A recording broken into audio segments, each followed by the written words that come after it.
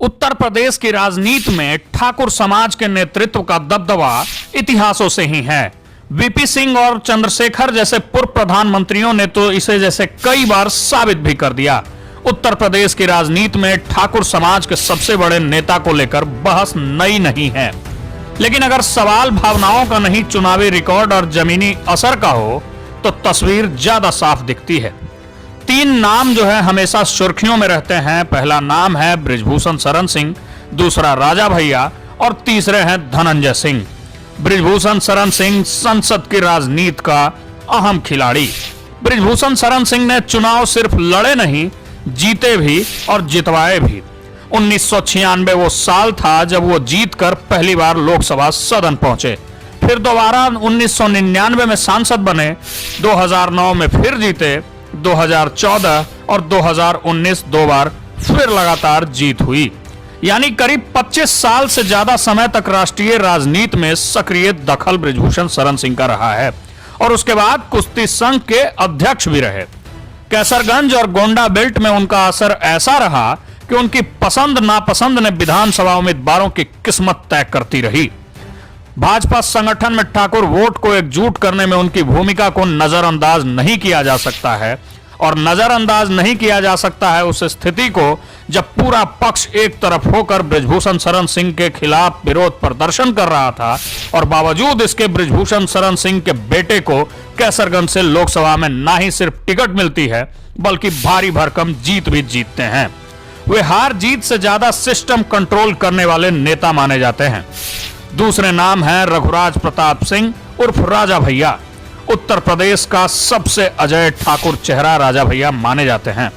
अगर उत्तर प्रदेश में सबसे लंबी लगातार जीत किसी ठाकुर नेता की हुई है तो वो है रघुराज प्रताप सिंह उर्फ राजा भैया। रघुराज प्रताप सिंह 1993 में पहली बार विधायक बने, उसके बाद अजय रहे।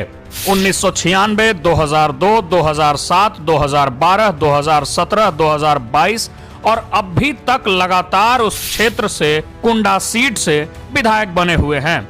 लगातार 30 साल से अजय रहे हैं रघुराज प्रताप सिंह उर्फ राजा भैया। कभी सपा, कभी निर्दलीय, कभी अपनी पार्टी से, लेकिन परिणाम सिर्फ एक ही अजय रहे हैं। राजा भैया की सबसे बड़ी ताकत निर्दलीय जीतने की क्षमता है और उस क्षेत्र में लोकल पकड़ है। उनका समर्थन मिल जाए तो उम्मीदवार मजबूत और विरोध हो जाए तो बड़े बड़े दल भी परेशान हो जाते हैं। उन्होंने मंत्री रहते हुए भी दबदबा दिखाया और मंत्री न रहते हुए भी।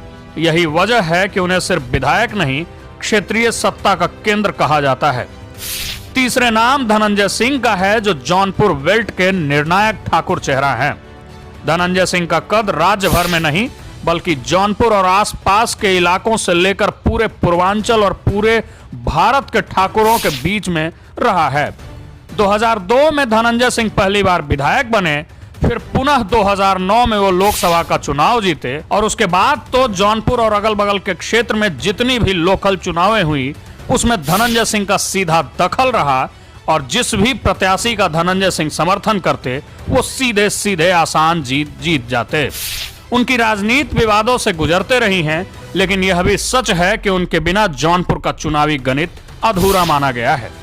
कई बार ऐसा हुआ कि वे खुद चुनाव में नहीं थे, लेकिन जिनका साथ दिया हर बार वही जीता। तो फिर सबसे बड़ा ठाकुर नेता कौन? सबसे बड़ा ठाकुर नेता कौन, ये सवाल हम आप पर छोड़ते हैं। आप अपनी राय कमेंट बॉक्स में बता सकते हैं और हमें बता सकते हैं कि संगठनात्मक मजबूती और जीत के रिकॉर्ड्स के मुताबिक अभी तक का सबसे बड़ा ठाकुर चेहरा उत्तर प्रदेश की राजनीति में कौन रहा है।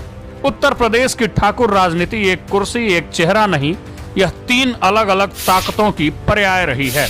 और जब चुनाव आता है तो सिर्फ उम्मीदवार नहीं बदलते, पूरा समीकरण हिल जाता है और जिसके तरफ भी ये ठाकुर चेहरे जाते हैं उन्हीं का दबदबा कायम हो जाता है।